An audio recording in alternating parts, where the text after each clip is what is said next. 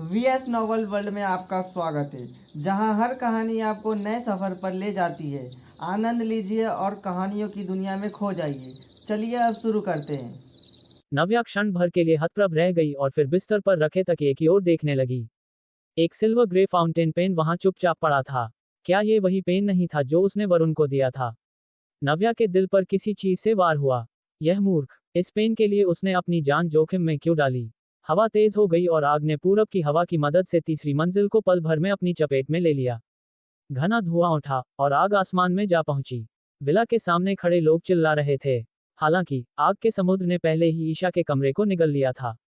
सबने मिलकर जिस रस्सी को पकड़ने की कोशिश की थी, उसे आग ने खा लिया था। वह हिलती डुलती नीचे गिर गई। नव्या, वरुण, सबने फटी हुई आवाज में उनके नाम चिल्लाए, हार मानने को तैयार नहीं थे। पर इस पल उनके दिलों में निराशा भर गई थी।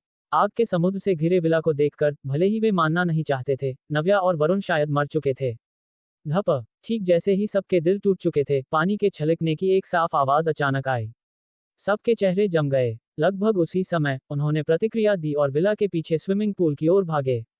वरुण, नव्या, रोहन सबसे पहले पूल तक पहुंचा। जब उसने नव्या को बेहोश वरुण को खींचकर किनारे की ओर लाते देखा, तो वह तुरंत कूद गया और मदद के लिए तैरकर उनके पास पहुंचा। ये देखकर बाकी लोग भी जल्दी से पूल के पास पहुंचे और मदद के लिए हाथ बढ़ाया। दोनों भीगे हुए लोगों को जल्दी से किनारे पर खींच लिया। छोटी नव्या, तुम ठीक हो? तुमने तो मुझे डरा ही दिया था। शिवानी इतनी डर गई थी कि उसकी जान निकल गई थी। नव्या को सुरक्षित देखकर वह नव्या को गले लगाकर रोने लगी। नव्या तेजी से हाँफ रही थी। उसका शरीर भीगा हुआ था, इसलिए वह ठंड से कांप रही थी। पर अभी उसे अपनी परवाह नहीं थी। उसने शिवानी को दिलासा देते हुए थपथपाया। मैं ठीक हूँ, चिंता मत करो। इतना कहकर उसने बाकी लोगों की ओर मुड़कर कहा, क्या एम्बुलेंस आ गई? वरुण ने बहुत धुआं अंदर ले लिया है। हमें उसे तुरंत अस्पताल भेजना होगा। सबने ईशा की ओर देखा। यह उसके परिवार का रिजॉर्ट था। अब जब इतनी बड़ी दुर्घटना हो गई थी, तो उन्हें न दमकल की गाड़ी दिखी और न एम्बुलेंस। ईशा घबराई हुई थी जब तक कि उसे सबकी नजरें अपने ऊपर महसूस नहीं हुई। वह अचानक होश में आई। रिजॉर्ट में चिकित्सा कक्ष है, जिसमें पूरा साजो सामान है। पहले वरुण को वहीं भेजते हैं। मौके पर सबसे पहले दमकल या एम्बुलेंस नहीं, बल्कि पर्यटक बस पहुंची। सब बस में चढ़ गए और ईशा द्वारा बताए गए चिकित्सा कक्ष की ओर बढ़ चले। जैसा कि ईशा ने कहा था, होटल की चिकित्सा सुविधाएं ठीक ठाक थीं। वरुण को तुरंत आपातकालीन कक्ष में ले जाया गया। नव्या ने चुपके से, जब कोई नहीं देख रहा था, वह फाउंटेन पेन, जिसने लगभग वरुण की जान ले ली थी, बेहोश वरुण के हाथ में थमा दिया। कर्मचारियों ने उन्हें मुख्य भवन के सूट में रहने की व्यवस्था की। उस क्षण कोई भी अभी तक सदमे से बाहर नहीं आया था।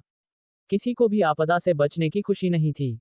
इसके बजाय वे सब डरे हुए थे और उनके दिलों का डर लंबे समय तक भी दूर नहीं हुआ। आज रात जो कुछ भी हुआ वह बहुत अचानक था। आग बहुत भयंकर थी और बहुत सारे अनियंत्रित कारक थे। उनमें से ज्यादातर 14 या 15 साल के थे, इसलिए उन्होंने ऐसा दृश्य पहले कभी नहीं देखा था। कुल मिलाकर अगर नव्या खड़ी न होती और सबको भागने का निर्देश न देती, तो ये लोग शायद विला में ही मर गए होते। ठीक जैसे ही सब निराश और उदास अवस्था में थे, सूट के स्नानघर से पानी के बहने की आवाज आई। चौंक कर सबने ऊपर देखा। नजदीक से देखने पर नव्या की सीट खाली थी।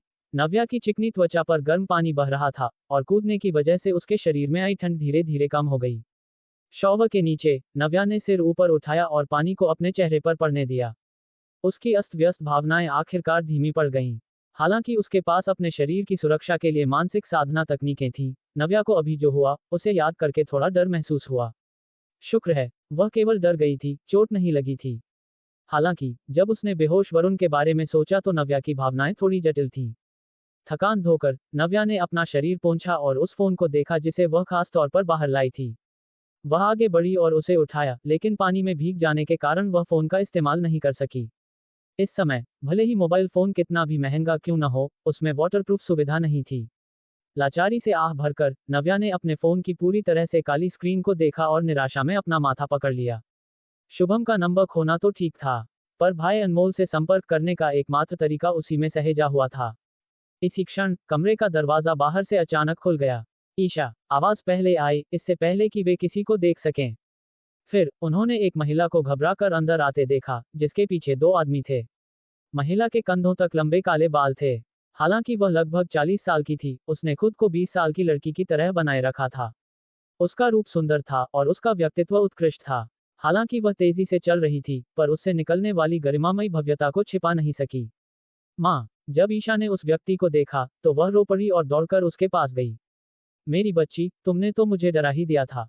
महिला ने ईशा को गले लगा लिया और अपनी बेटी के साथ रो पड़ी। जो आई थी, वह और कोई नहीं, बल्कि ईशा की माँ, श्री राजीव की पत्नी, श्रीमती आरती थी। जल्दी माँ को देखने दो। क्या तुम्हें चोट लगी है? श्रीमती आरती ने ईशा के राख से भरे चेहरे को पकड़ा और बेचैनी से उसे देखा। ईशा ने अपनी आंखों में आंसू लिए सिर हिलाया। माँ, मैं ठीक हूँ। आरती चाची। अंजलि खड़ी हुई और पास आई। जब श्रीमती आरती ने अंजलि को देखा, तो उसने चिंता से पूछा, छोटी अंजलि, तुम भी ठीक हो, है ना? अंजलि ने लाल आंखों से सिर हिलाया। श्रीमती आरती को राहत महसूस हुई। चिंता मत करो, तुम्हारे पिताजी भी जल्द ही यहाँ आ जाएंगे। बच्चों, तुम सब डर गए हो। शुक्र है, सब सुरक्षित हैं। जैसा वह बोल रही थी, श्रीमती आरती अन्य बच्चों की परवाह करना नहीं भूली। आखिरकार, यह उनके परिवार का रिजॉर्ट था। अगर आग के कारण कोई अपरिवर्तनीय त्रासदी हो जाती, तो उनके राजीव समूह को जवाबदेह ठहराया जाता। माँ, पिताजी कहाँ हैं? ईशा ने बार बार श्रीमती आरती के पीछे के दरवाजे को देखा, लेकिन उसके पिताजी दिखाई नहीं दिए। श्रीमती आरती ने आह भरी। तुम्हारे पिताजी आज रात व्यावसायिक यात्रा पर दिल्ली गए थे, पर अब उन्हें इस बड़ी घटना के बारे में पता है। बस उन्हें कल दिल्ली में एक व्यापारिक साथी के साथ एक समझौते पर हस्ताक्षर करना है, इसलिए वह तुरंत वापस नहीं आ सकते।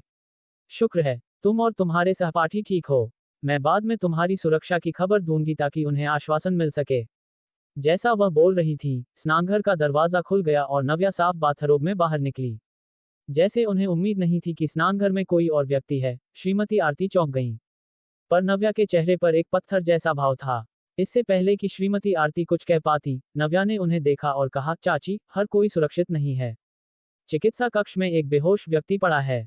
श्रीमती आरती चौंक गईं। उन्होंने सबकी ओर देखा और कहा, कोई घायल हुआ है? नव्या ने उन्हें जवाब नहीं दिया। इसके बजाय, वह मेज के पास गई और एक शीतल पेय की बोतल उठाई। ईशा ने सिर हिलाया। वह हमारा सहपाठी है। हम उसका जन्मदिन मनाने के लिए गर्म पानी के झरने पर आए थे। जब श्रीमती आरती ने देखा कि उनकी बेटी ठीक है, तो वह शांत हो गईं। उन्होंने एक पल सोचा और फिर अपने पीछे खड़े दो कर्मचारियों की ओर मुड़ी। पहले बच्चों को आराम करने दो। उन्हें अच्छे से सोने दो और उनके लिए नए कपड़े तैयार करो।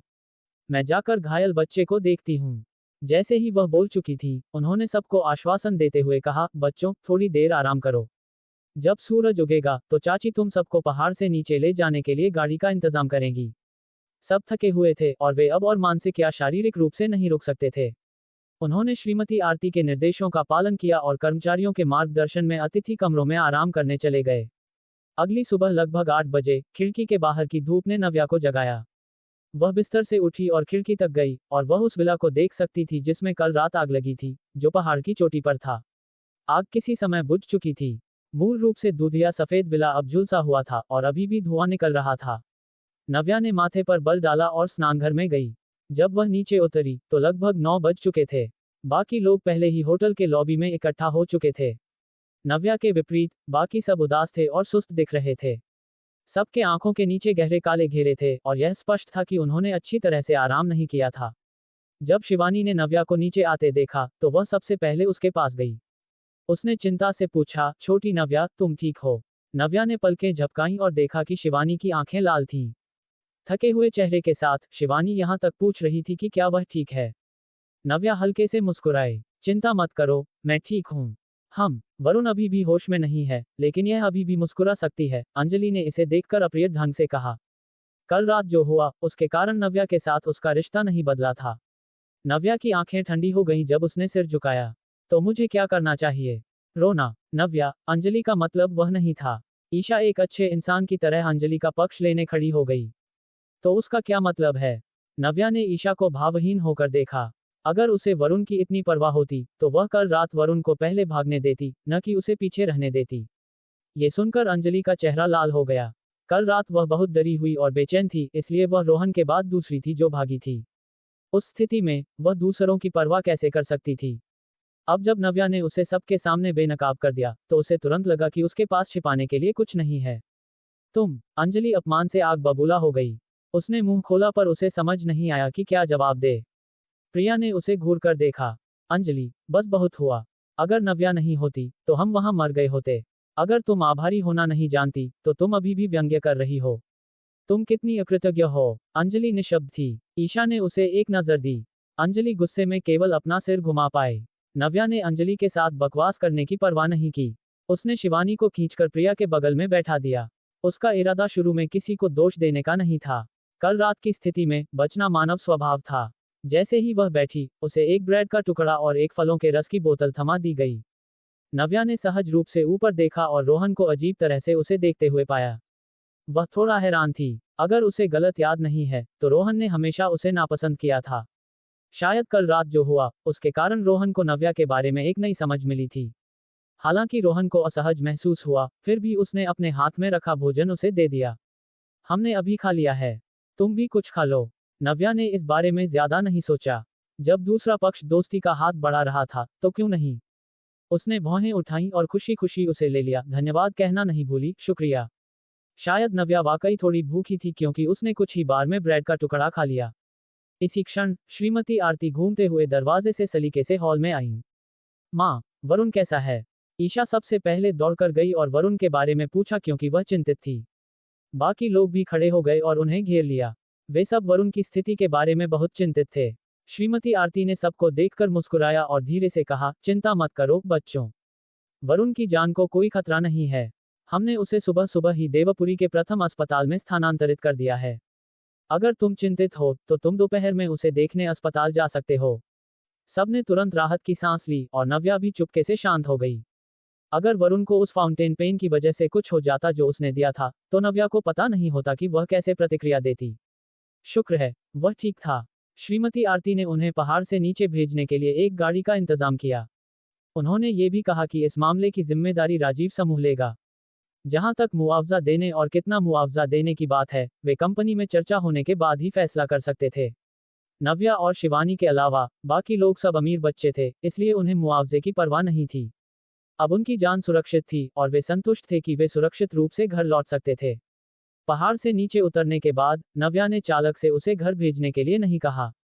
इसके बजाय वह देवपुरी चौराहा पर अकेली गाड़ी से उतरी। सबको अलविदा कहकर वह शुभम के निवास की ओर चली गई। अगर वह अब घर जाती भी, तो शायद घर पर कोई नहीं होता। कल भागते समय वह अपनी चाबियां लेना भी भूल गई थी। ये सोचकर कि दोपहर में उसकी कंपनी के उच्चाधिकारियों के साथ एक बैठक है, उसने सीधे शुभम के पास जाने का फैसला किया। इसी क्षण शुभम के उच्च श्रेणी के अपार्टमेंट में television Deopuri mountain hot springs resorts में एक अतिथि विला में आग लगने की खबर प्रसारित कर रहा था। शुभम काले कैजुअल पोशाक में कॉफी पी रहा था। जब उसने ये खबर देखी, तो वह तुरंत घबरा गया। उसे याद आया कि धर्मगुरु कल इस रिजॉर्ट होटल में मस्ती करने गए थे। बिना सोचे शुभम जल्दी से सोफे तक गया, अपना फोन उठाया और नंबर 1 स्पीड डायल दबाया। क्षमा करें, आपने जिस नंबर पर डायल किया है, वह उपलब्ध नहीं है। उसने फिर से कॉल किया, लेकिन उसका फोन बंद था। उसने एक बार फिर कॉल किया, लेकिन उसका फोन अभी भी बंद था। उसका दिल धड़क उठा और वह तुरंत डर से घिर गया। उसने तुरंत अपना नियंत्रण खो दिया और चिल्लाया, अंबर। रसोई में केक बना रहा अंबर जब उसने शोर सुना तो दौड़कर बाहर आया। मालिक, तुरंत Deopuri mountain hot springs resorts तक गाड़ी चलाओ। जैसा वह बोल रहा था, शुभम ने अपने कपड़े भी नहीं बदले। वह दरवाजे तक गया, अपने जूते बदले और दरवाजा खोल दिया। नव्या दरवाजे पर खड़ी थी, खटखटाने वाली थी। उनकी आंखें मिलीं। नव्या ने उदासीनता से पलकें झपकाईं और शुभम के हैरान भाव के तहत धीरे से कहा, अरे, बाहर जा रहे हो? शुभम होश में आया और राहत की सांस ली, जैसे उसके कंधों से एक भारी बोझ हट गया हो। अंबर, जिसे पता नहीं था कि क्या हो रहा है, अपनी कार की चाबियां लीं और दौड़कर आया। वह अपना एप्रन उतारना भूल गया था। जब उसने नव्या को दरवाजे के बाहर खड़े देखा, तो उसका शरीर तुरंत सीधा हो गया। उसने सिर झुकाया और आदर से कहा, धर्मगुरु। फर्श से छत तक की खिड़कियों से तेज धूप चमक रही थी, जिससे लोगों को गर्मी महसूस हो रही थी। नव्या और शुभम सोफे पर आमने सामने बैठे थे। अंबर ने एक कप कॉफी बनाई और नव्या के सामने रखी। धर्मगुरु, कृपया कॉफी लें। शुभम ने अपनी लंबी और लोमड़ी जैसी आंखें सिकुड़ी और सावधानी से नव्या को देखा। ये पुष्टि करने के बाद कि वह ठीक है, उसने धीरे से कहा, मैंने अभी खबर देखी और सोचा कि तुम्हें कुछ हो गया है। जब मैंने कॉल किया तो तुम्हारा फोन बंद था। यह एक लंबी कहानी है। नव्या लाचार होकर मुस्कुराई। उसका शुभम को यह बताने का कोई इरादा नहीं था कि कल रात क्या हुआ था।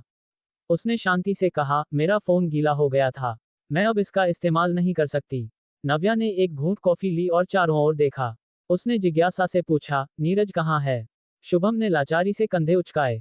उसे दूसरों के साथ रहना पसंद नहीं है। वह कुछ दिन पहले बाहर चला गया। नव्या ने समझते हुए सिर हिलाया। पहली बार जब उसने नीरज को देखा था, तभी से वह महसूस कर सकती थी कि वह एक दूर की भावना देता है और थोड़ा सनकी और असामाजिक दिखता है। नव्या ने सूंघा और उलझन भरे भाव से पूछा, क्या जल गया है? धिक्कार है, मेरा केक, अंबर ने विस्मय से कहा और रसोई की ओर भागा। दोपहर में देवपुरी के प्रथम अस्पताल में वरुण को इस अस्पताल में स्थानांतरित करने के कुछ ही देर बाद होश आ गया। हालांकि उसने पिछली रात मौत से बाल बाल बचा था, शुक्र है वह सुरक्षित था। इसके अलावा उसका शरीर बहुत स्वस्थ था, इसलिए वह जल्दी ठीक हो गया। वर्तमान में वह कुछ हद तक ऊर्जावान था और बोल सकता था। कल रात क्या हुआ था? वार्ड में रोहन और प्रिया बिस्तर के सामने बैठे थे और वरुण से पूछ रहे थे।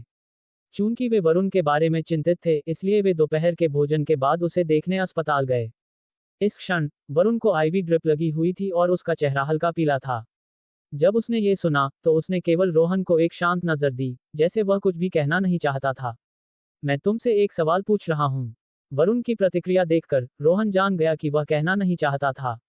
वह खुद को गंभीर होने से रोक नहीं पाया और धीमी आवाज में कहा, अगर तुम नहीं बताओगे तो मैं प्रिया से कहूंगा कि वह नव्या से पूछे।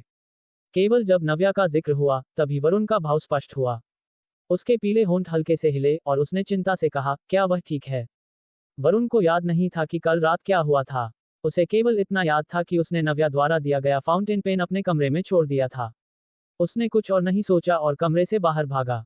उस समय गलियारे में घना धुआं छा रहा था और वह आगे क्या है ये भी नहीं देख पा रहा था। वह अपनी याददाश्त के आधार पर चौथी मंजिल तक भागा, लेकिन ज्यादा धुआं अंदर ले जाने के कारण धीरे धीरे होश खोने लगा। पर उसे स्पष्ट रूप से याद था कि उसका होश पूरी तरह से गायब होने से पहले नव्या उसके साथ थी। तुम अभी भी पूछ रहे हो? प्रिया को कल रात के आखिरी दृश्य को याद करके अभी भी डर लग रहा था। उसने खुद को उसे डांटने से रोक नहीं पाए। अगर तुम ईशा के कमरे से पहले पल भाग गए होते तो तुम अब यहाँ लेटे नहीं होते। हालांकि वरुण और नव्या कल रात सबसे आखिरी में निकले थे, पर अगर उन्होंने जल्द से जल्द रस्सी का इस्तेमाल किया होता तो वे किसी खतरे में नहीं होते। इसमें कोई आश्चर्य नहीं था कि रोहन और प्रिया गुस्से में थे। उसने कल रात लगभग उन्हें मौत के घाट उतार दिया था। रोहन ने भी नाखुशी से पूछा, क्या हो रहा है? तुम दोनों अपने कमरे से बाहर क्यों कूद गए? ईशा का कमरा तीसरी मंजिल पर था और वरुण का कमरा चौथी पर। दूसरे शब्दों में, वे दोनों जलते हुए विला में तीसरी से चौथी मंजिल तक गए थे। क्या वे मरना चाहते थे? मैं एक फाउंटेन पेन लेने वापस गया था, वरुण ने मुंह बनाया और फुसफुसाया। उसी समय एक चिकनी लाल मर्सिडीज बेंज धीरे धीरे अस्पताल के प्रवेश द्वार पर रुकी। कार का दरवाजा खुला और कस्टम मेड सूट पहने ईशा एक गुलदस्ते के साथ कार से बाहर निकली। मैडम, जब आप नीचे आ रही हो तो मुझे एक संदेश भेजना याद रखना। मैं सामने की पार्किंग में आपका इंतजार कर रहा हूँ, चालक ने ईशा को आदर से कहा और खिड़की नीचे की। ईशा ने अपना हाथ हिलाया। तुम पहले वापस जा सकते हो, मेरा इंतजार मत करना। चालक के जवाब का इंतजार किए बिना वह जल्दी से अस्पताल की इमारत की ओर बढ़ी। लिफ्ट सीधे छठी मंजिल तक गई। ईशा मुस्कुराई और अपने हाथ में रखे फूलों को सूंघा इससे पहले कि वह वीआईपी वार्ड में गई। क्या तुम पागल हो गए हो? बस एक फाउंटेन पेन के लिए। ईशा दरवाजे तक गई और उसे खोलने ही वाली थी जब रोहन की गुस्से भरी चिल्लाहट अंदर से साफ सुनाई दी। तुमने लगभग अपनी जान गंवा दी, क्या तुम जानते हो? बस एक फाउंटेन पेन के लिए। प्रिया ने भी बिस्तर पर लेटे वरुण को क्रोधित भाव से देखा। इस क्षण वह पूरी तरह से रोहन के गुस्से को समझ सकती थी। केवल भगवान जानता था कि कल रात रस्सी जल जाने के पल उन्हें कितना निराशाजनक महसूस हुआ था। उन्होंने सोचा था कि वरुण और नव्या अंदर मर चुके थे, पर वरुण ने एक फाउंटेन पेन के लिए लगभग अपनी जान गंवा दी और लगभग नव्या को भी अपनी जान जोखिम में डालने का कारण बना। वे एक साथ बड़े हुए थे। हालांकि वरुण गौरव जितना शांत या आत्मनियंत्रण वाला नहीं था, पर वह ऐसा व्यक्ति नहीं लगता था जो जीवन और मृत्यु की स्थिति में इतना मूर्खतापूर्ण काम करता। मुझे माफ कर दो, वरुण ने ईमानदारी से कहा। उसे उस क्षण ही आखिरकार प्रतिक्रिया मिली थी। कल रात वह बहुत आवेगी था। भले ही नव्या द्वारा दिया गया वह फाउंटेन पेन उसके लिए कुछ मायने रखता था, पर उस समय की परिस्थितियों में उसे सबको चिंता में डालने के लिए अपनी जान जोखिम में नहीं डालनी चाहिए थी। उसने लगभग नव्या को भी फंसा दिया था। वरुण को अपने किए पर पछतावा महसूस करते देख प्रिया उसे और दोष नहीं दे सकी। उसने तुरंत रोहन के कंधे पर थपथपाया और कहा, ठीक है, वरुण को भी पता है कि उसने कुछ गलत किया है। तुम्हें भी शांत हो जाना चाहिए। क्या वह अब ठीक नहीं है? रोहन का गुस्सा अभी तक कम नहीं हुआ था। उसने वरुण को घूर कर देखा और कहा, वह पागल हो गया था। नव्या भी उसके लिए वापस जाकर उसे ढूंढने का खतरा मोल लिया। नहीं तो हम अब कब्र पर रो रहे होते। जैसे ही रोहन ने अपनी बात पूरी की, वार्ड का दरवाजा बाहर से खुल गया। ईशा ने फूल पकड़े और चमकदार ढंग से मुस्कुराए। उसका चेहरा अभी भी लाल था। तुम भी यहाँ हो? ईशा ने ऐसा दिखावा किया जैसे वह अभी आई हो और आश्चर्य से प्रिया और रोहन को देखा। फिर उसने कहा, मैं भी वरुण को देखने आई हूँ। वह वार्ड में गई और मेज पर फूल रखे। फिर उसने वरुण को देखा और धीरे से कहा, वरुण, क्या तुम बेहतर हो? जैसे उसे उम्मीद नहीं थी कि ईशा इस समय उसे देखने अस्पताल आएगी, वरुण के चेहरे पर आश्चर्य की एक झलक दिखी। हालांकि जब उसने ये सुना तो उसने हल्का सा सिर हिलाया। मैं बहुत बेहतर हूँ, शुक्रिया। रोहन और प्रिया ने ईशा को देखा, जो बारीकी से सजी हुई थी, उनके चेहरों पर कोई भाव नहीं था। फिर उन्होंने एक ही समय में भौहें सिकोड़ लीं। हालांकि ईशा ने उन्हें अनदेखा कर दिया। उसका दिल अभी भी तेज धड़क रहा था। उसने अभी दरवाजे के बाहर से सुना था। वरुण ने अपनी जान जोखिम में डालकर चौथी मंजिल पर लौटने का कारण एक फाउंटेन पेन था। क्या वह पेन उसने नहीं दिया था? हालांकि वरुण उसके प्रति ठंडा लगता था, पर वह अपने दिल में उसकी परवाह करता था। उसने यहाँ तक कि उसके दिए उपहार के लिए अपनी जान जोखिम में डाल दी। इस विचार के साथ ईशा का दिल एक हिरण की तरह धड़क उठा। उसकी आंखों में चमक और गहरी हो गई। हालांकि उसने रोने के अंदाज में कहा, तुमने हमें कल रात डरा ही दिया था। मैं तुम्हारे लिए बहुत चिंतित थी। जैसा वह बोल रही थी, उसकी सुंदर आंखें धीरे धीरे लाल हो गईं, जैसे वह अगले ही पल रोने वाली थी। वरुण अपने सामने लड़कियों को रोते हुए नहीं देख सकता था, इसलिए उसने जल्दी से उसे शांत किया। मैं ठीक हूँ। सबको डराने के लिए मुझे माफ करना। ईशा ने अपनी आंखें पोंछने का नाटक किया और सिर हिलाया। उसने एक गहरी सांस ली और कहा, शुक्र है, सब सुरक्षित हैं।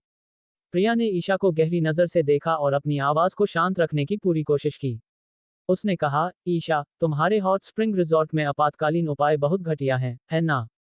विला इतना जल गया था, पर हमें दमकल की गाड़ी ऊपर जाती हुई नहीं दिखी। कल रात केवल कुछ कर्मचारी ही खाली हाथ मौके पर पहुंचे थे। क्या फायदा? प्रिया का इरादा ईशा को दोष देने का नहीं था। हालांकि ईशा ने ये सब व्यवस्थित किया था, पर कल रात जो हुआ वह बस एक दुर्घटना थी। ईशा भी खतरे में थी। कई चीजें थीं जिन पर वह नियंत्रण नहीं कर सकती थी। हालांकि सच कहूं तो राजीव समूह के Deopuri mountain hot spring resorts में एक बड़ा सुरक्षा खतरा था। आग सुरक्षा उपाय पारित नहीं हुए थे। सिर्फ कल की घटना ही पूरे होटल को बंद करने के लिए काफी थी। इसके अलावा यह इस धारणा पर था कि वे ठीक थे। अगर कोई मर जाता तो रिजॉर्ट को स्थायी रूप से बंद कर दिया जाता। हालांकि प्रिया ने अपनी आवाज को नियंत्रित करने की पूरी कोशिश की, ईशा को फिर भी लगा कि वह उसे दोष दे रही है। ईशा पीड़ित दिखी और फिर से रोने वाली थी। मुझे उम्मीद नहीं थी कि ऐसा होगा। मुझे माफ करना। मेरा मतलब नहीं था। मैं बस सबके लिए सबसे अच्छी जगह का इंतजाम करना चाहती थी। प्रिया अपने दिल में आंखें घुमाए बिना नहीं रह सकी। क्या ईशा मानव भाषा समझती थी? यह कोई व्यक्तिगत बात नहीं थी। ईशा को पता नहीं था कि क्या करना है और उसने वरुण की ओर देखा। वरुण स्वाभाविक रूप से जानता था कि प्रिया का क्या मतलब था। उसने तुरंत हल्की आह भरी और ईशा से फुसफुसाया, प्रिया तुम्हें दोष नहीं दे रही है। इसके विपरीत, वह तुम्हें अच्छी नीयत से चेतावनी दे रही है। तुम्हारे हॉट स्प्रिंग रिजॉर्ट में आपातकालीन उपाय सही नहीं हैं। अगर तुम उन्हें समय पर ठीक नहीं करते हो, तो इस बात की कोई गारंटी नहीं है कि भविष्य में कोई और त्रासदी नहीं होगी।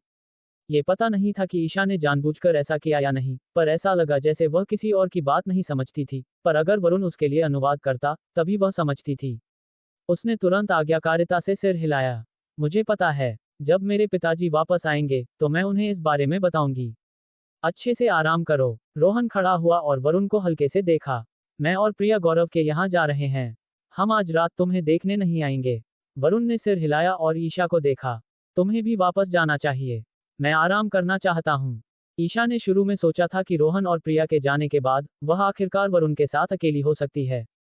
हालांकि उसे उम्मीद नहीं थी कि वरुण उसे बाहर निकाल देगा। क्या वह उसे पसंद नहीं करता था? हालांकि वह थोड़ी हैरान थी। ईशा ने सिर हिलाया। ठीक है, अच्छे से आराम करो। मैं कल शिक्षिका सूर्यदेव से तुम्हारे लिए छुट्टी मांगने में मदद करूंगी। शुक्रिया। वरुण लेट गया और अपनी आंखें बंद कर ली जैसे वह और कुछ कहना नहीं चाहता था। वे तीनों वार्ड से बाहर निकले। जब दरवाजा बंद हुआ, तो प्रिया ने ईशा को ऊपर देखा। अपने दिल में संघर्ष करने के बाद वह ईशा की ओर बढ़ी और कहा, शायद मैंने अभी थोड़ा सख्त कहा। मुझे उम्मीद है कि तुम बुरा नहीं मानोगी। मेरा मतलब तुम्हें दोष देना नहीं है। कल रात की घटना बहुत भयानक थी।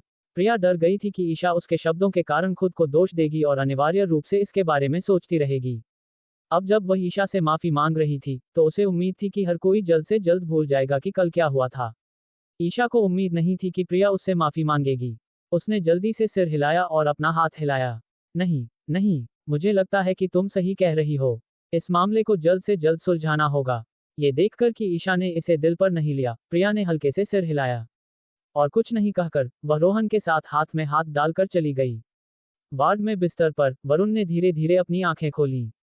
उसने अपने दाएं हाथ को कंबल से बाहर खींचा और एक चांदी के फाउंटेन पेन को अपने हाथ में कसकर पकड़ा। वरुण ने फाउंटेन पेन पर लिखे वरुण शब्द को छुआ और मुस्कुराया। उसका सुंदर चेहरा अभूतपूर्व रूप से कोमल था। इस समय नव्या और शुभम एक बैठक के लिए कंपनी जा रहे थे।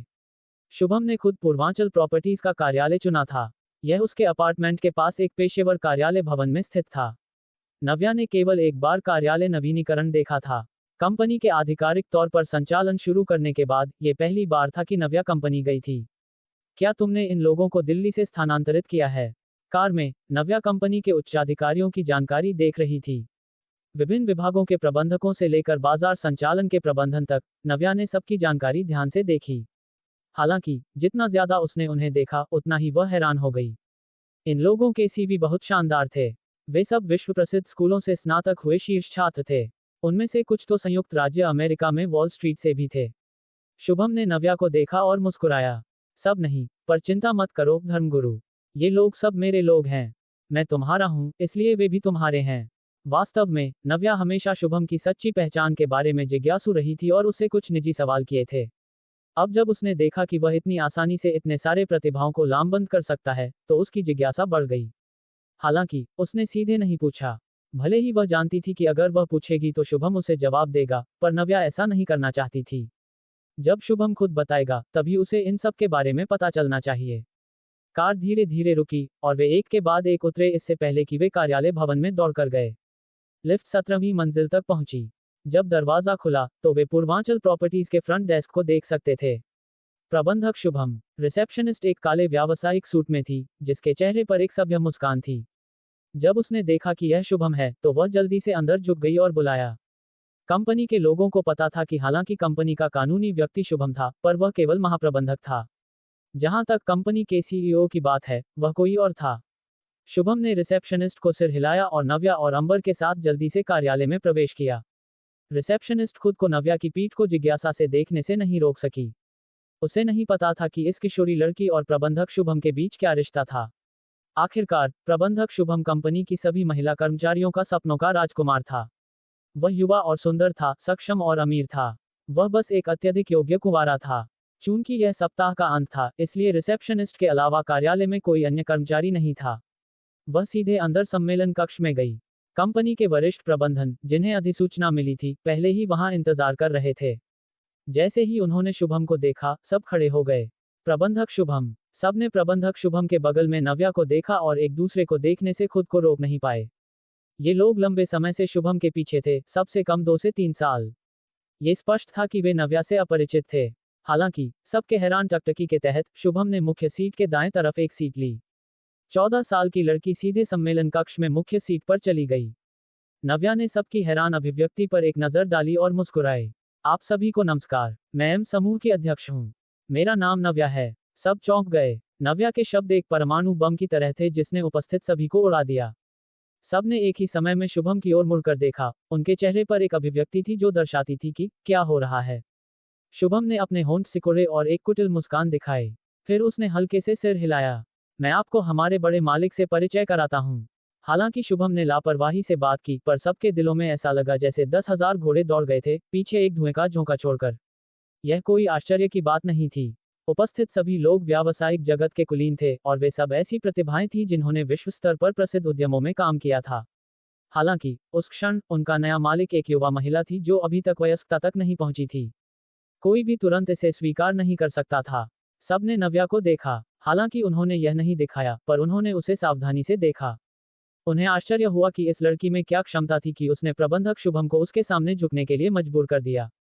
एम समूह की पंजीकृत पूंजी केवल 10 लाख रुपये थी। इन लोगों की नजरों में यह पर्याप्त नहीं था। नव्या ने अपने सामने की स्थिति की उम्मीद की थी। वह तुरंत चंचल ढंग से मुस्कुराए और सबको देखा। मुझे पता है कि सब हैरान, संदिग्ध और विचारशील हैं, पर यह आपके सामने स्थापित वास्तविकता को नहीं बदल सकता। मैंने यहाँ आते समय सबकी जानकारी देखी है। मैं अपने लिए एक सरल परिचय देती हूँ। मैं नव्या हूँ, इस साल 14 साल की और देवपुरी के सरस्वती विद्या मंदिर में कक्षा 9वीं की छात्रा हूँ।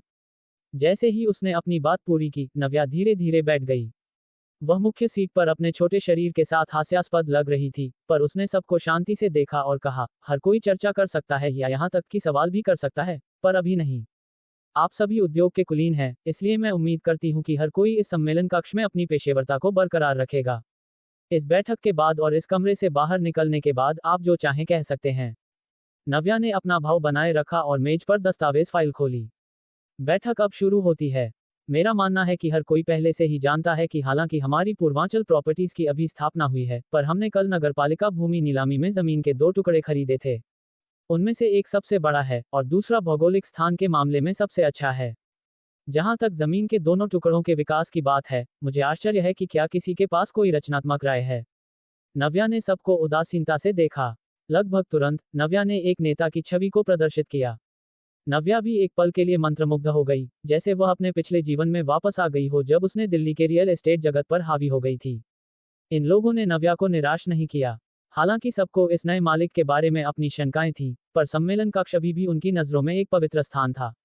उन्हें पेशेवर होना था। नव्या के बाएं तरफ बैठी एक सख्त दिखने वाली महिला ने कहा, नमस्ते सीईओ, मैं विकास विभाग की संचालन निदेशक श्रीमती वर्षा हूं। जमीन के इन 2 टुकड़ों के संबंध में हमारे विकास विभाग ने कल रात भर एक बैठक में इस पर चर्चा की। जमीन का दूसरा टुकड़ा समृद्धि नगर के केंद्र में है और यह ट्रेन स्टेशन के करीब है। इसका भौगोलिक स्थान उत्कृष्ट है। हमारे विकास विभाग का सुझाव है कि हालांकि जमीन के इस दूसरे टुकड़े का स्थान अच्छा है, पर समग्र क्षेत्र विकास में सीमित है। अगर हम एक आवासीय क्षेत्र का निर्माण करते हैं तो क्षेत्र बहुत छोटा होगा और ट्रेन स्टेशन के बहुत करीब होगा। आसपास 5 से ज्यादा शॉपिंग मॉल हैं। अगर हम एक मॉल का निर्माण करते हैं तो ये केवल एक आर्थिक विचलन का कारण बनेगा। प्रारंभिक निवेश भारी होगा। अगर हम इसे अच्छी तरह से प्रबंधित नहीं करते हैं तो मुझे डर है कि हम धन की कमी का अनुभव करेंगे और लाभ कमाना मुश्किल होगा। श्रीमती वर्षा का विश्लेषण बहुत विशिष्ट और यथार्थवादी था। कुछ ही शब्दों में उसने बाजार दृष्टि और विकास के मामले में अपनी उत्कृष्ट पेशेवरता का प्रदर्शन किया। नव्या ने इस जमीन का टुकड़ा खरीदते समय पहले ही इन नुकसानों के बारे में सोच लिया था। इसका मतलब था कि उसके विकास टीम के समान विचार थे। नव्या ने श्रीमती वर्षा को नहीं टोका, पर उसे देखा और उसके जारी रखने का इंतजार किया। श्रीमती वर्षा के चेहरे पर एक आत्मविश्वास भरी मुस्कान दिखाई दी जब उसने सबको देखा और जारी रखा। इसलिए हमारे विकास विभाग का सुझाव एक उच्च स्तरीय होटल का निर्माण करना है। चाहे वह स्थान हो या उपयोगी क्षेत्र, इसे एक उच्च स्तरीय होटल बनाने के लिए स्वर्ग में बना एक मेल कहा जा सकता है। हमारे शोध के परिणाम दर्शाते हैं कि देवपुरी शहर के ट्रेन स्टेशन के 5 किलोमीटर के भीतर 9 5 तारा होटल हैं। हालांकि उनमें से 4 का लंबे समय से नवीनीकरण नहीं हुआ है। होटल बुरी तरह से पुराने हो रहे हैं और लंबे समय से 5 तारा मानकों से पीछे हैं। 5 तारा मानकों से नीचे के होटल हमारी कंपनी के दायरे में नहीं हैं। हालांकि जमीन का स्थान ट्रेन स्टेशन के करीब है, पर जब तक होटल विदेशी ध्वनि रोधी उपकरण आयात करता है, हम शोर हस्तक्षेप को रोक सकते हैं। जैसे ही उसने अपनी बात पूरी की, एक काले सूट में एक और युवा व्यक्ति ने बात की। नमस्ते सीईओ, मैं बाजार नियोजन विभाग का निदेशक श्री अशोक हूं। जैसा कि अभी निदेशक वर्षा ने कहा, हमारे नियोजन विभाग ने भी सभी उपलब्ध विकास परियोजनाओं का एक व्यवस्थित मूल्यांकन किया है। मूल्यांकन के परिणाम दर्शाते हैं कि होटल उद्योग में आवासीय, मनोरंजन और शॉपिंग मॉल उद्योगों की तुलना में ज्यादा निवेश क्षमता है। बाद के चरणों में रिटर्न दर भी सबसे ज्यादा है, जबकि जोखिम सबसे कम है। कारण सरल है, होटल का निर्माण करने के बाद ये हमारे संगठन का होगा। संगठन इसे प्रबंधित और संचालित करेगा और बिक्री और पट्टे जैसे कोई अनियंत्रित बिक्री कारक नहीं होंगे। एक बार जब होटल पूरा हो जाता है और संचालन में लाया जाता है, तो पूंजी तुरंत वापस प्रवाहित हो सकती है और हम जल्द से जल्द निवेश लागत वसूल कर सकते हैं। सम्मेलन कक्ष में माहौल धीरे धीरे पटरी पर आ गया। श्रीमती वर्षा और श्री अशोक के शब्दों का पालन करते हुए अन्य विभागों के नेताओं ने भी उपयोगी और वास्तविक सुझाव दिए। सबकी बाजार संवेदनशीलता का स्तर आश्चर्यजनक रूप से समान था। वे जमीन के इस दूसरे टुकड़े पर एक उच्च स्तरीय होटल बनाने के सुझाव के अनुरूप थे। चाहे वह होटल उद्योग की भविष्य की विकास क्षमता हो या व्यावसायिक यात्रा के लिए आवास की मांग में धीरे धीरे वृद्धि, होटल उद्योग वर्तमान में उभर रहा था। ऐसे उपयुक्त जमीन का लाभ उठाकर बाजार में जल्दी प्रवेश करना सही समय, सही जगह और सही लोगों के साथ किया जाना कहा जा सकता है।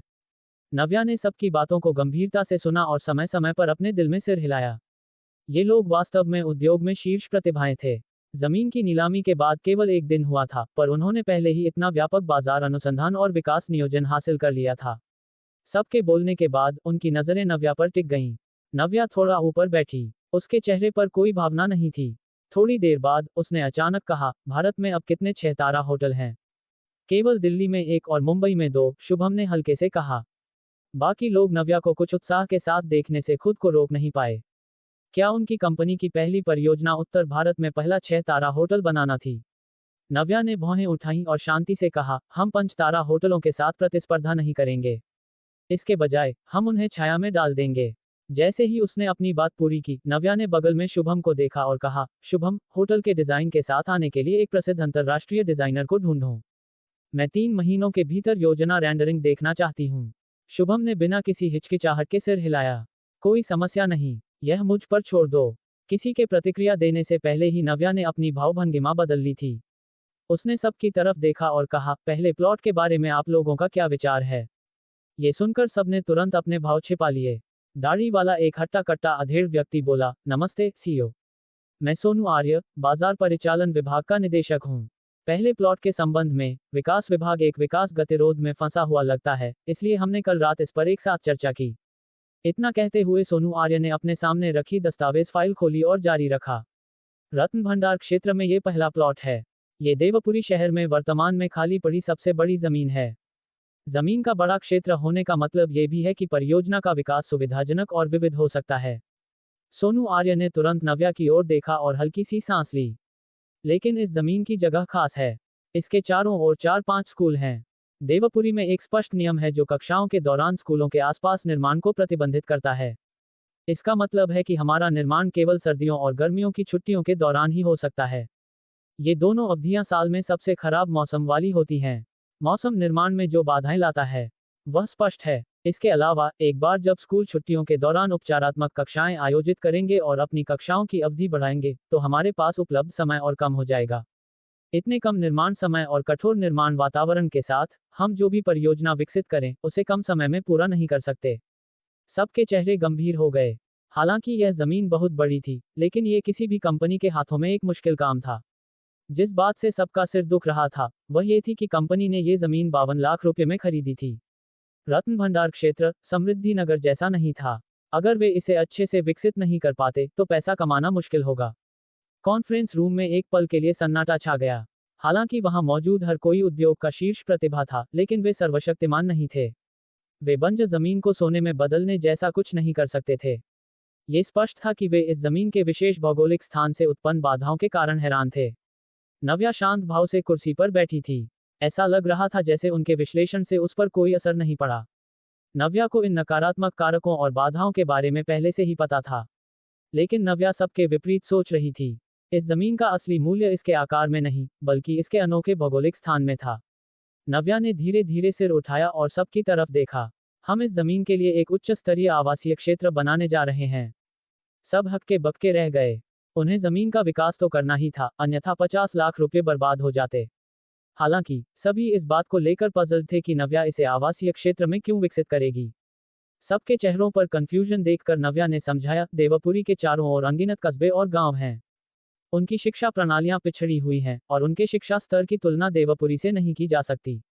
हमने अभी अभी सहस्राब्दी में प्रवेश किया है, लेकिन बहुत सारे बाहरी लोग पहले ही देवपुरी में प्रवेश कर चुके हैं। जो लोग अपने बच्चों को शहर में पढ़ने के लिए भेजते हैं, उनके अलावा कई लोग काम करने के लिए भी शहर में आते हैं। इन श्रमिकों को भी भविष्य में अपने बच्चों को स्कूल भेजना होगा। ये तो बस शुरुआत है। भविष्य में बच्चों की शिक्षा समाज और परिवारों के लिए प्राथमिकता बन जाएगी। देवपुरी के आसपास के ग्रामीण लोगों के लिए देवपुरी के स्कूल उनके बच्चों के पढ़ने के लिए पहली पसंद हैं। कुल मिलाकर छात्रों की मांग केवल बढ़ेगी। इसका मतलब है कि स्कूल के आसपास के मकानों की मांग भी बढ़ेगी। हम ऐसे मकानों को, जो भविष्य में बेहद दुर्लभ होने जा रहे हैं, स्कूल जिला आवास कहेंगे। स्कूल जिला आवास। सबने एक दूसरे की तरफ देखा। ये स्पष्ट था कि वे इस तरह के अचल संपत्ति उत्पाद से अपरिचित थे। यह कोई आश्चर्य की बात नहीं थी कि सबकी ऐसी प्रतिक्रिया थी। इस युग में कोई स्कूल जिला आवास नहीं थे।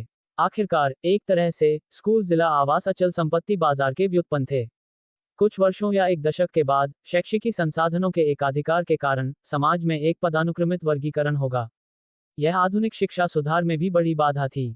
आधुनिक तकनीक के विकास के साथ पिछली सदी में देशों द्वारा निर्धारित पाठ्यपुस्तक सामग्री अब समय की जरूरतों के साथ तालमेल नहीं बिठा सकती थी। स्कूल जिला आवासों का दिखना वर्तमान शिक्षा प्रणाली के नुकसान को दर्शाता है। यह मुख्य रूप से एक शहर में शैक्षिकी संसाधनों के वितरण में असंतुलन को दर्शाता है, जिसके परिणामस्वरूप कुछ तथाकथित अच्छे उच्च गुणवत्ता वाले प्राथमिक विद्यालय, माध्यमिक विद्यालय और उच्च विद्यालय बनते हैं। ये शिक्षा की निष्पक्षता को भी दर्शाता है। भविष्य में एक बार जब देवपुरी में छात्रों के नामांकन की संख्या भार से अधिक हो जाएगी, तो प्रवेश मानदंड बहुत कठोर हो जाएंगे। स्कूल के आसपास एक घर का मालिक होना नामांकन के लिए एक कठोर शर्त बन जाएगा। यही कारण था कि 10 साल बाद राजधानी में एक तहखाना 2 लाख रुपए प्रति वर्ग मीटर में बेचा जा सकता था और कीमतें अभी भी बढ़ती रहेंगी। ऐसा इसलिए था क्योंकि इसका स्थान मुख्य स्कूलों के पास था। इस तहखाने के साथ किसी का बच्चा इस स्कूल में पढ़ सकता था। हालांकि नव्या इन कारणों को सभी को नहीं बता सकती थी, क्योंकि कोई भी भविष्य की इतनी कॉन्फिडेंटली भविष्यवाणी नहीं कर सकता था। भले ही नव्या भविष्य से आई हो, फिर भी नव्या का कारण कन्विंसिंग था। जैसा कि उसने कहा, अगर स्कूलों के पास के मकान ऐसी स्थिति में आ जाते हैं जहां सप्लाई इनसफिशिएंट है, तो एक उच्च स्तरीय आवासीय क्षेत्र बनाना एक आदर्श विकल्प होगा। हालांकि सबके सामने मुश्किल विकास परियोजना नहीं, बल्कि निर्माण की मुश्किल थी। बेशक नव्या ने विषय बदला और मुस्कुराए। मैं जानती हूं कि आप सबका सिरदर्द निर्माण की मुश्किल है। मुझे भी सिरदर्द है। हम स्वाभाविक रूप से शहर के नियमों का उल्लंघन नहीं कर सकते, लेकिन जब हम उनका उल्लंघन नहीं कर सकते, तो हमें शांत हो जाना चाहिए और उन्हें स्वीकार करना चाहिए। जब भी हम शुरू कर सकते हैं, हम शुरू कर देंगे। एक परियोजना का पूरा होना ऐसी चीज नहीं है जिसे एक दिन में पूरा किया जा सके। इसके अलावा ये 10,000 वर्ग मीटर से अधिक जमीन का विकास है। इस समय शुभ्र ने भी कहा, ये सही है। जब तक हम आगे बढ़ते रहेंगे, हम पूरा होने के एक कदम और करीब होंगे। भले ही ये 3 से 5 साल या उससे भी अधिक हो, स्कूल जिला आवास एक दिन पूरे हो जाएंगे। विकास विभाग की परिचालन निदेशक श्रीमती विमला ने सिर हिलाया और कहा, जैसा कि सीईओ ने कहा, स्कूल जिला आवासों का मूल्य कुछ ही वर्षों में दिखाया जा सकता है। यह अभी स्कूल के आसपास के मकानों के मूल्य को नहीं दर्शाता है। ये सही है। नव्या ने सिर हिलाया। इसलिए इससे पहले कि स्कूल जिला आवासों का व्यवसाय बढ़े, हमारे पास इसका उपयोग करने के लिए बहुत समय है। हालांकि अप्रत्यक्ष निर्माण के लिए अधिक पूंजी निवेश की आवश्यकता होगी। मेरा मानना है कि यह आवासीय क्षेत्र भविष्य में कंपनी को जो रिटर्न्स लाएगा, वह इससे कहीं अधिक होगा। नव्या के आत्मविश्वास ने सभी को प्रभावित किया। श्रीमती विमला ने कहा, हमारा विकास विभाग जल्द से जल्द परियोजना के लिए एक स्थान का मसौदा तैयार करेगा। हरीश ने सहमति में सिर हिलाया। योजना विभाग भी परियोजना का प्रारंभिक मूल्यांकन करेगा और निवेश बजट की गणना करेगा। हम विकास विभाग से मसौदा प्राप्त होते ही एक पूरी योजना लेकर आएंगे। ये देखकर कि सबका मनोबल ठीक हो गया है, नव्या खुद को संतुष्टि में सिर हिलाने से नहीं रोक पाए। फिर उसने राहत की सांस ली और सबको कहा, एम समूह में आप सबका स्वागत करने के लिए मैं आज रात सबको भोजन कराऊंगी। जैसे ही उसने अपनी बात खत्म की, उसने शुभ्र की ओर देखा। तुम भुगतान करोगे? कॉन्फ्रेंस रूम से बाहर निकलने के बाद सबके चेहरे बदल गए। उन्होंने नव्या की पीठ की ओर देखा और खुद को चर्चा करने से नहीं रोक पाए। इस नई सीईओ की पृष्ठभूमि क्या है? मैनेजर शुभ्र भी उनकी इतनी आज्ञा मानकर सुनता है। श्रीमती विमला ने अपनी आवाज धीमी करके कहा। सोनू आर्य ने सिर हिलाया। कौन जानता है? मानव संसाधन विभाग के निदेशक सुनील ने तुरंत कहा, क्या सीईओ ने इसका उल्लेख नहीं किया है? वह देवपुरी से है और सरस्वती विद्या मंदिर की एक छात्रा है। अगर आप उत्सुक हैं, तो एक बार जांच करने पर और अधिक जानकारी नहीं मिल जाएगी। सब हैरान हो गए और मुस्कुराते हुए तुरंत मना कर दिया। हमारा मतलब वह नहीं है। हर कोई बस उत्सुक है। एक 14 साल की लड़की वास्तव में एक निगम स्थापित करने और रियल एस्टेट में कदम रखने के बारे में सोचेगी। जब हम 14 साल के थे तब हमें ये बातें कैसे पता होंगी? वे प्राइवेट डिटेक्टिव्स नहीं थे, तो वे सीईओ की पृष्ठभूमि की जांच कैसे कर सकते थे? हालांकि हर कोई उत्सुक था, लेकिन वे बस उत्सुक थे। हरीश ने कहा, हालांकि वह सिर्फ 14 साल की है, जैसा कि आपने अभी देखा, वह रियल एस्टेट के बारे में बहुत कुछ जानती है। उसके विचार हमसे भी अधिक गहन हैं। उसके पास स्कूल जिला आवासों की दूरंदेशी भविष्यवाणी थी। यह ऐसी चीज नहीं थी जिसके बारे में कोई साधारण व्यक्ति सोच सकता हो। सबने सिर हिलाया। हालांकि वे नहीं जानते थे कि नव्या ने जिस स्कूल जिला आवासों के युग की कल्पना की थी, वह आएगा या नहीं। ऐसी साहसी और कॉन्फिडेंट भविष्यवाणी ऐसी चीज नहीं थी जिसके बारे में कोई साधारण व्यक्ति सोच सकता हो। शांत होने के बाद सब रिलैक्स हो गए। वे सब शुभ्र के अधीनस्थ थे। जब मैनेजर शुभ्र सीईओ पर विश्वास करता था, तो स्वाभाविक रूप से उन्हें कोई आपत्ति नहीं थी। सबके साथ रात का खाना खाने के बाद आसमान पहले ही अंधेरा हो चुका था। शुभ्र नव्या को घर भेजना चाहता था, लेकिन नव्या ने एक पल सोचा और कहा, घंटाघर क्षेत्र में रौनक बार चलते हैं। अगर वह घर जाती, तो शायद घर पर कोई नहीं होगा। वह अपनी चाबी खो चुकी थी और घर में प्रवेश नहीं कर सकती थी, इसलिए वह अपने भाई को ढूंढने बार क्यों न चली जाए। इस बात को ध्यान में रखते हुए ऐसा लगा कि उसने अपने भाई को कुछ दिनों से नहीं देखा था। पिछली बार जब उसने उसे देखा था वह नाश्ते का स्टॉल बंद होने के दिन था। गाड़ी धीरे धीरे बार के सामने सड़क के किनारे रुक गई। नव्या ने बार के प्रवेश द्वार की ओर देखा। चूंकि यह सप्ताहांत था, वहां बहुत सारे लोग जमा थे। जैसे ही वह गाड़ी से बाहर निकलने वाली थी, शुभ्र ने नव्या को एक बैग दिया। यह एक नया फोन है। नव्या एक पल के लिए हक्का बक्का रह गई और फिर हल्की सी मुस्कुराई।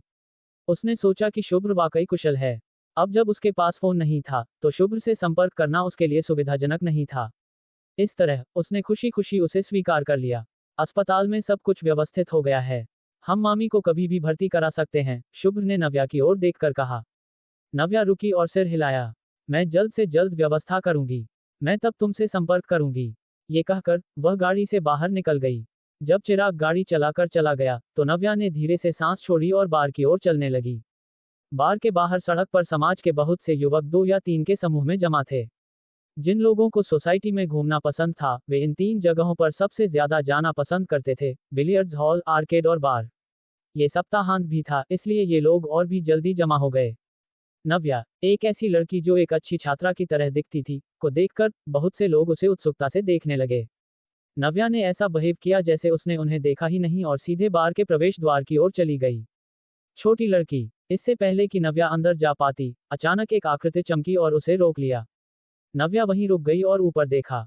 सामने वाले व्यक्ति के बाल सुनहरे थे और वह थोड़ा पतला था। उसने स्पष्ट रूप से नव्या को पहचान लिया।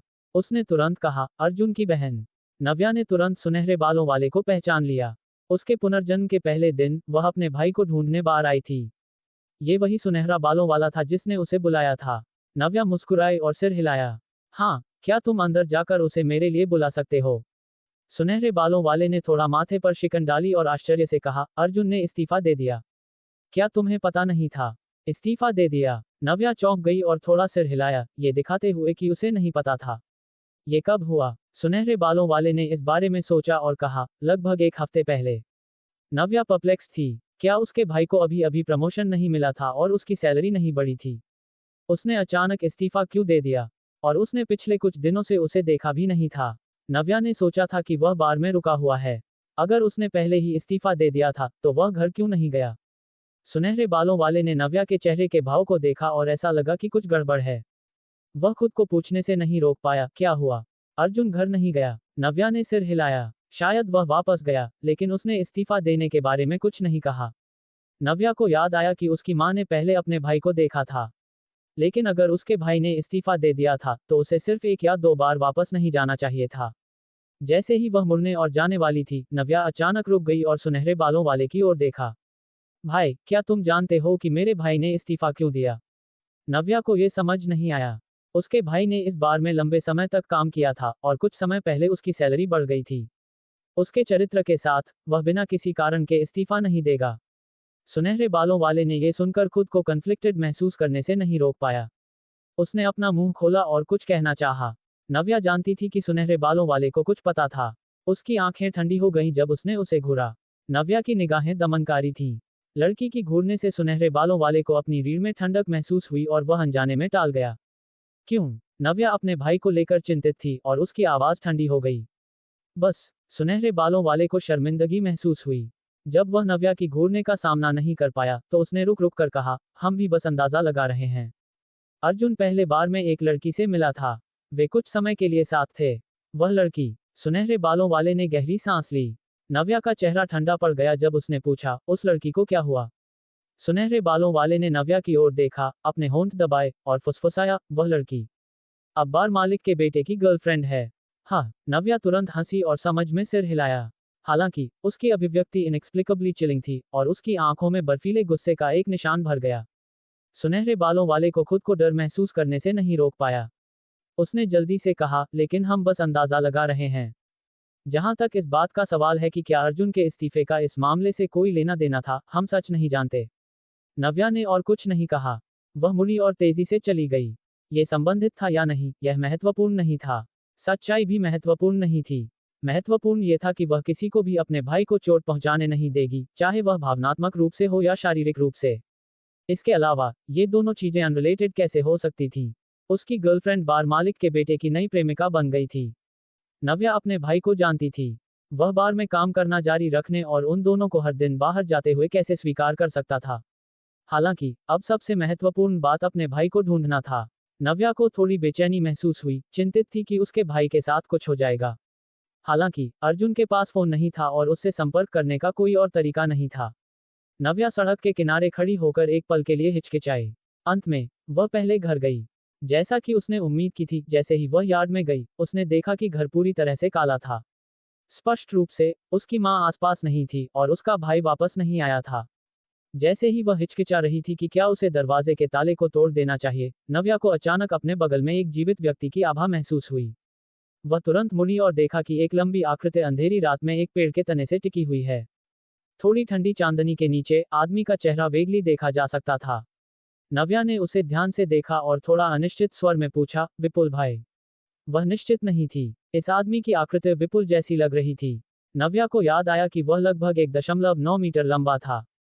हालांकि वह आदमी की उपस्थिति को वेगली देख सकती थी। पिछली बार जब नव्या ने विपुल को देखा था तो उसका पूरा चेहरा एक सुअर के सिर की तरह सूजा हुआ था। इस तरह वह नहीं जानती थी कि विपुल कैसा दिखता है। छोटी लड़की, आदमी ने अचानक मुस्कुराते हुए कहा। पेड़ के नीचे अंधेरे से एक लंबी आकृति बाहर निकली और नव्या के सामने खड़ी हो गई। उसके होंठों के कोने थोड़े ऊपर उठे हुए थे और उसकी मुस्कान ईवल थी। तुम मुझे अभी भी पहचान सकती हो? ये वास्तव में विपुल भाई था।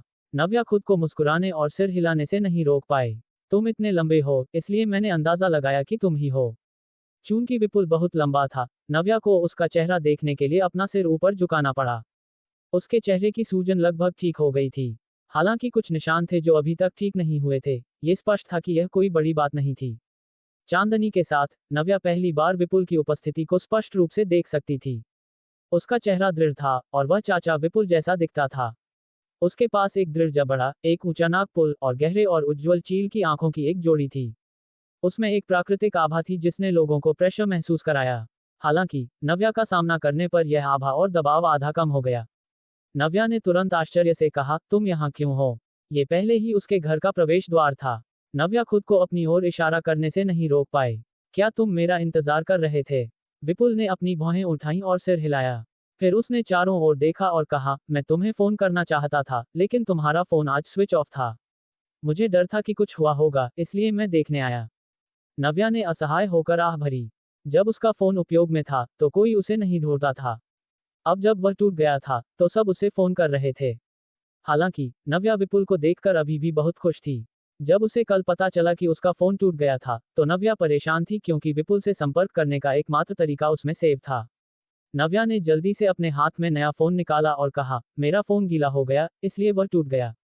जैसा कि उसने कहा, उसने फोन विपुल को सौंप दिया और कहा, अपना नंबर फिर से सेव करो। विपुल ने नव्या के हाथ में नए फोन की ओर देखा और एक पल के लिए हक्का बक्का रह गया। वह पहले ही हैरान था जब नव्या ने पहले लगभग 10,000 रुपये का फोन निकाला था। अब जब फोन टूट गया था तो उसने दूसरा खरीद लिया। हालांकि विपुल केवल एक पल के लिए परप्लेक्स था। पिछली बार की तरह उसने बहुत ज्यादा नहीं पूछा। इसके बजाय उसने फोन लिया और जल्दी से अपना नंबर सेव कर लिया। नव्या ने फोन लिया और उसे देखा। वह खुद को हंसने से नहीं रोक पाए। जिस नाम के तहत विपुल ने अपना नंबर सेव किया था वह अभी भी विपुल भाई था। विपुल ने पीछे नव्या के घर की ओर देखा और कहा, क्या तुम मुझे अंदर बैठने के लिए आमंत्रित नहीं करोगी? नव्या खुद को शर्मिंदगी में मुस्कुराने से नहीं रोक पाए। उसने माफी मांगते हुए कहा, विपुल भाई, मैंने अपनी चाबी खो दी। मैं भी अंदर नहीं जा सकती। विपुल ने अपनी भौहें उठाईं और पूछा, हमें क्या करना चाहिए? लता मामी को बहुत देर से काम से छुट्टी मिलती होगी, है ना? नव्या ने आह भरी और सिर हिलाया। वह शायद देर रात ही घर आएगी, लेकिन मेरी मौसी का घर पास में है, इसलिए मैंने पहले उनके घर जाने की योजना बनाई है। ठीक है। विपुल ने सांस छोड़ी और नव्या के सिर को धीरे से सहलाने के लिए अपना हाथ उठाया। यह अच्छा है कि तुम ठीक हो। मैं अब विदा लेता हूँ। अगर तुम्हें किसी चीज की जरूरत हो तो मुझे फोन करना। विपुल जाने वाला था जब नव्या को अचानक कुछ याद आया और उसने जल्दी से उसे आवाज दी, विपुल भाई। विपुल वहीं रुक गया और अपनी भौहें उठाकर नव्या की ओर देखा। ओह! नव्या ने अपनी अभिव्यक्ति को सीधा किया और एक पल के लिए रुकी। फिर उसने धीमी आवाज में कहा, क्या तुम मेरा एक एहसान कर सकते हो? मेरा भाई लापता है। लापता? विपुल ने माथे पर शिकन डाली जैसे वह नव्या को नहीं समझ पाया।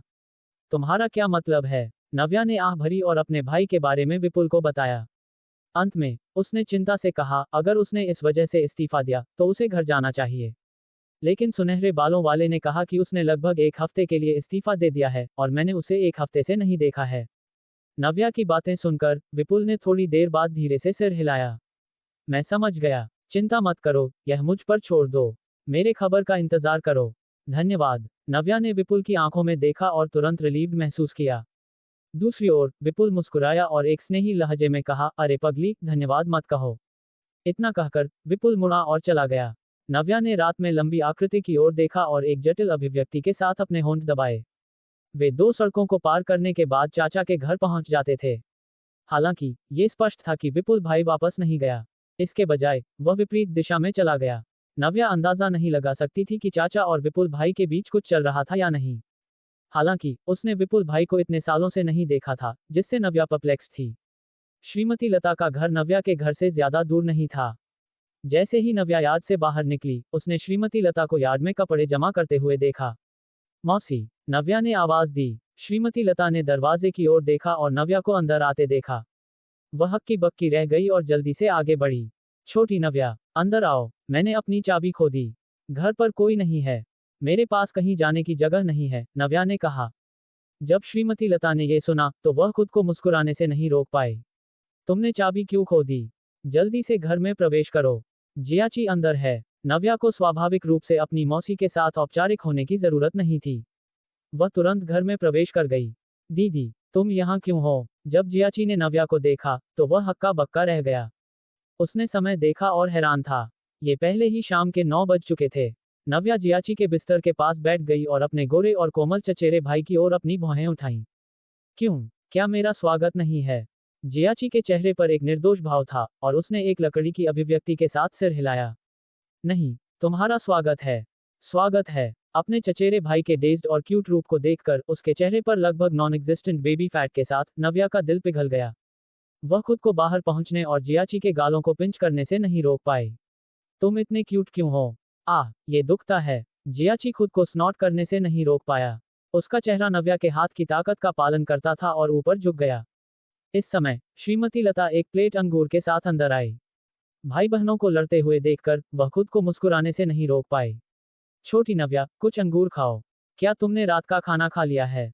नव्या ने तुरंत अपना हाथ वापस लिया और सिर हिलाया। हाँ, यशपाल अंकल अभी तक वापस नहीं आए हैं। श्रीमती लता ने जियाची की मेज के सामने एक कुर्सी खींची और बैठ गई। जब उसने ये सुना, तो उसने कहा, रात में एक मालगाड़ी स्टेशन में घुस गई। उन्हें आज रात ओवरटाइम करना है और वे वापस नहीं आ रहे होंगे। यशपाल रेलवे के लिए एक फ्रेटर था। अगर रात में ट्रक स्टेशन में प्रवेश कर रहे थे, तो ओवरटाइम काम करना आम बात थी, लेकिन वह अधिक पैसा भी कमाता था। मौसी, मैं आज रात तुम्हारे साथ सोऊंगी। मेरी माँ को देर रात छुट्टी मिल रही है। कल मेरा स्कूल है। नव्या ने एक अंगूर खाया और कहा। श्रीमती लता ने बिना किसी हिचकिचाहट के सिर हिलाया। ठीक है, मैं बाद में तुम्हारी माँ को फोन करूंगी ताकि उन्हें पता चल जाए। श्रीमती लता ने अलमारी में एक साफ कंबल ढूंढा और नव्या के लिए बिछा दिया। उन्होंने नव्या के उपयोग के लिए एक नया तौलिया भी निकाला। नव्या ने लापरवाही से अपना चेहरा धोया और बिस्तर पर चली गई, जबकि श्रीमती लता बिस्तर के बगल में दर्पण के सामने बैठी थी और अपने बाल बना रही थी। उसने तुरंत एक कैजुअल लहजे में कहा, तुम्हारे मामा ने पहले ही एक घर खरीद लिया है। ये घंटाघर क्षेत्र में एक नया पड़ोस है। ये रेनोवेटेड है और इसका उपयोग शादी के घर के रूप में किया जा सकता है। इतनी जल्दी? नव्या तकिए पर झुक गई और हैरान थी। ये केवल 10 दिनों से अधिक का समय था, लेकिन उसे पहले ही एक उपयुक्त घर मिल गया था। श्रीमती लता ने तुरंत धीरे से आह भरी। यह इतनी जल्दी कैसे नहीं हो सकता? तुम्हारे दादा दादी भी चिंतित हैं। तुम्हारे मामा अब जवान नहीं हैं और वह आखिरकार शादी कर रहा है। अगर उस महिला की कोई रिक्वेस्ट है, तो उन्हें जल्दी से सेटिस्फाई करना होगा। श्रीमती लता मीरा जैसी नहीं थी। उसका एक नर्म पर्सनालिटी था। हालांकि उन्हें घर पर बचपन से पसंद नहीं किया गया था, फिर भी वह शादी के बाद भी अपने बड़ों के प्रति बहुत सम्मानजनक थी। उसे अपने भाइयों के लिए ज्यादा भावनाएं नहीं थीं, लेकिन अगर यह एक पारिवारिक मामला था, तो वह खुद को चिंता करने से नहीं रोक सकती थी। उसने पहले अपने भाई को अपनी फैक्ट्री से लड़कियों को इंट्रोड्यूस करने की भी कोशिश की थी, लेकिन उसके भाई का पर्सनालिटी अनप्लेजेंट था। उसे शराब पीना और ताश खेलना पसंद था। उसे कुछ लड़कियों को इंट्रोड्यूस करने के बाद न केवल वे सफल नहीं हुई और बल्कि उन्हें ऑफेंडेड भी किया। संदीप मामा पहले ही 30 के दशक में थे और वह आखिरकार शादी कर रहा था। उसकी बहन के रूप में वह उसके लिए खुश थी। नव्या ने यह सुनकर हल्के से सिर हिलाया।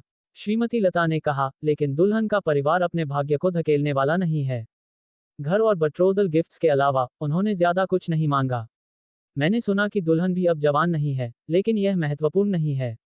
जब तक वे जानते हैं कि अपने जीवन को एक साथ कैसे नेतृत्व करना है। नव्या ने अपने होंठ दबाए और शांति से कहा, सिर्फ ये जानना कैसे पर्याप्त है कि कैसे जीना है। मामा को किसी ऐसे व्यक्ति को ढूंढने की जरूरत है जो उसे वश में कर सके। अन्यथा शादी के बाद उसका जीवन कैसा होगा, कौन जानता है। जैसे ही उसने अपनी बात खत्म की, नव्या ने उत्सुकता से पूछा, उसने नया घर कितने में खरीदा?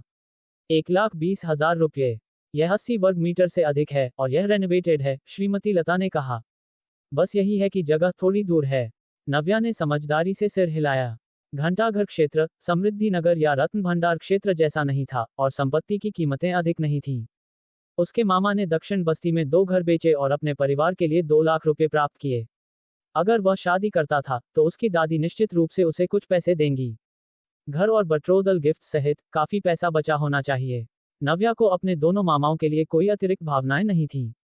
उसे उनके बारे में अच्छी इंप्रेशन भी नहीं था। जब से वह याद कर सकती थी, इन दोनों लोगों ने उसे एक अच्छा इंप्रेशन नहीं दिया था। उसके बड़े मामा ने उनके परिवार के साथ इंटरैक्ट नहीं किया, सिवाय जब बड़े लोग अपना जन्मदिन मनाते थे या जब नए साल के दौरान उनके पास एक दूसरे से मिलने के अलावा कोई विकल्प नहीं होता था। वह आमतौर पर एक अजनबी होता था। वह अक्सर अपने छोटे मामा को देखती थी, लेकिन हर बार जब वह आता था तो वह केवल पैसे मांगता था।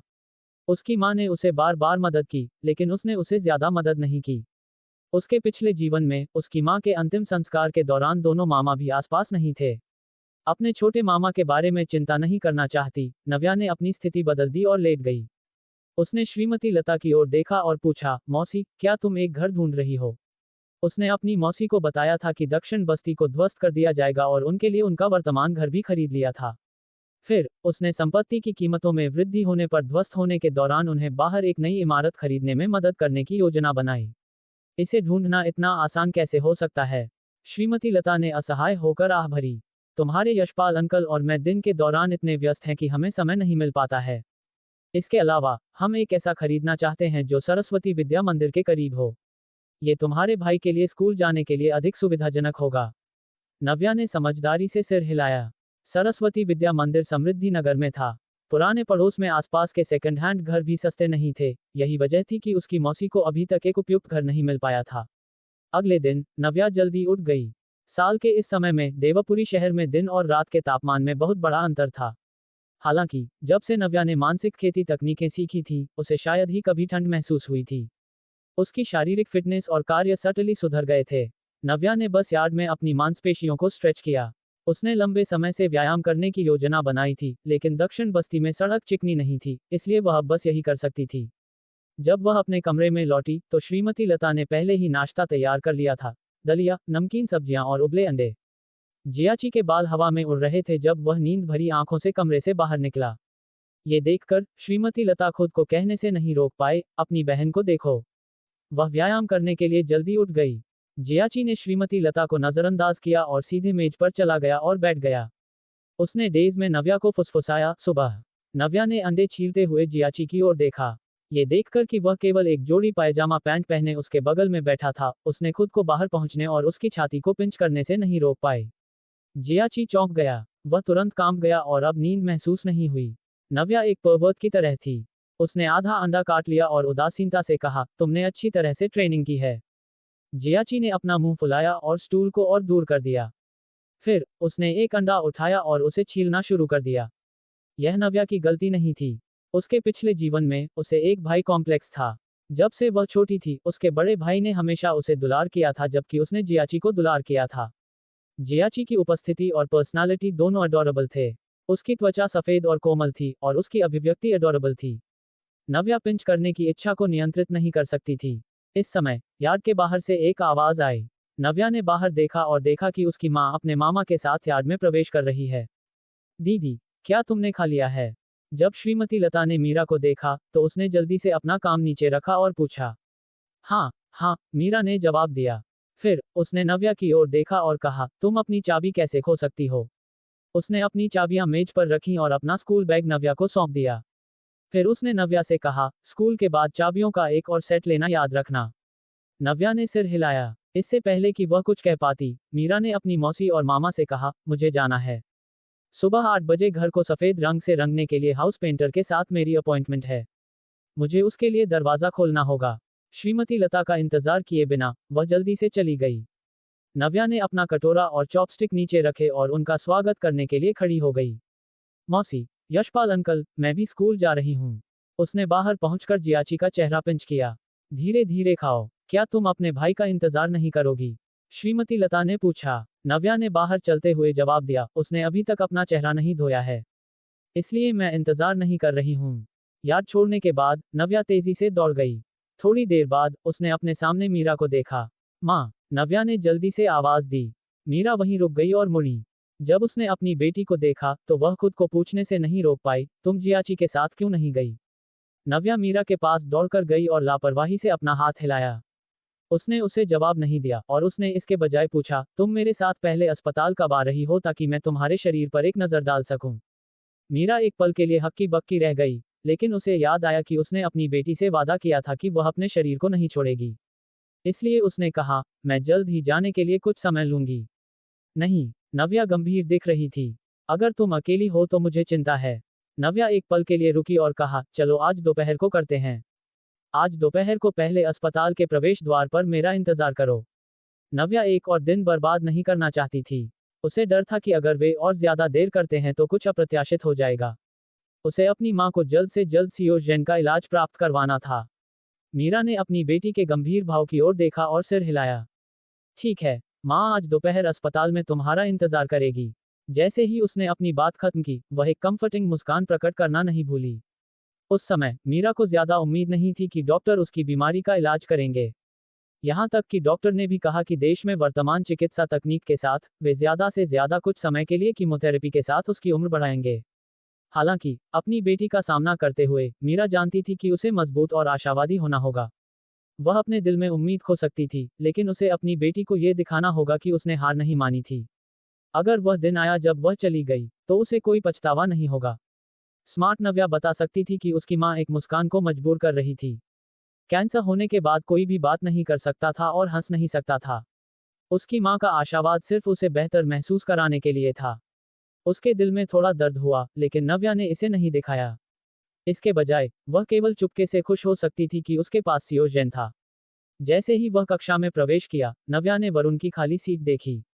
उसे कल दोपहर अस्पताल में उससे मिलने के लिए समय लेना चाहिए था, लेकिन उसके पास कोई विकल्प नहीं था क्योंकि उसने पहले ही कंपनी के साथ एक बैठक निर्धारित कर ली थी।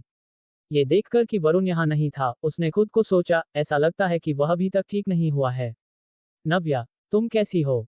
फिर जैसे ही वह अपनी सीट पर लौटी और इससे पहले कि वह बैठ पाती, प्रिया, जो बगल में थी, उसके चेहरे पर एक चिंतित भाव था। क्या तुम अस्वस्थ महसूस कर रही हो? नव्या ने अपनी गणित की किताब निकाली और मुस्कुराते हुए सिर हिलाया। मैं ठीक हूँ, चिंता मत करो। ये देखकर कि नव्या की अभिव्यक्ति और स्थिति अच्छी लग रही थी, प्रिया रिलीव्ड हुई। हालांकि उसे याद आया कि आग लगने पर नव्या भी चौथी मंजिल पर भागी थी, लेकिन वह पहले ही ठीक हो गई थी।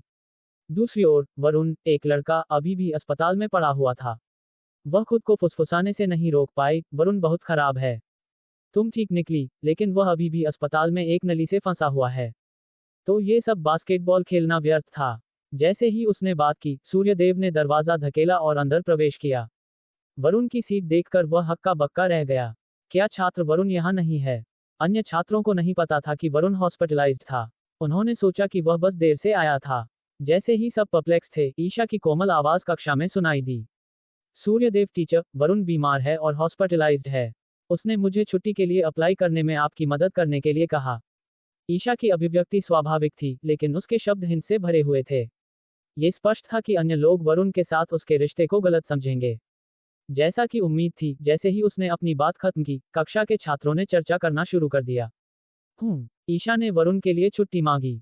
क्या तुमने उसे नहीं सुना? वरुण ने ईशा को मदद करने के लिए कहा। क्या चल रहा है? भले ही वह छुट्टी के लिए अप्लाई करना चाहता हो, ये रोहन या गौरव को करना चाहिए, है ना? ईशा अभी कुछ दिनों के लिए ट्रांसफर हुई है, लेकिन वह पहले ही वरुण के इतने करीब है। एक वाटरफ्रंट पवेलियन को पहले चांदनी मिलती है। इसके अलावा ईशा इतनी सुंदर है और उसका टेम्परामेंट और पारिवारिक पृष्ठभूमि अच्छी है। तो यह कोई आश्चर्य की बात नहीं है कि वरुण उसे पसंद करता है ना?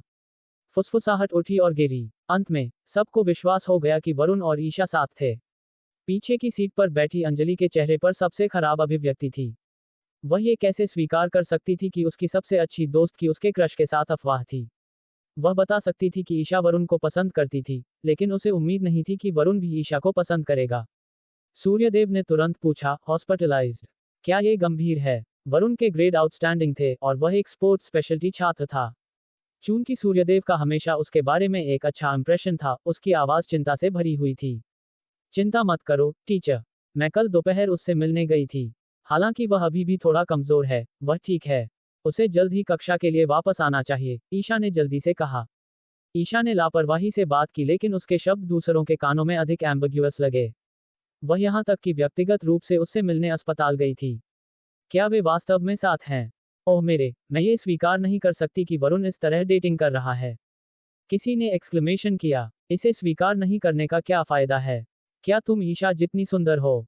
न केवल छात्राएं शिकायत कर रही थीं, बल्कि लड़के भी थे। ईशा अभी यहाँ ट्रांसफर हुई है और वह पहले ही वरुण के साथ है। सुंदर महिलाएं वास्तव में लोकप्रिय हैं।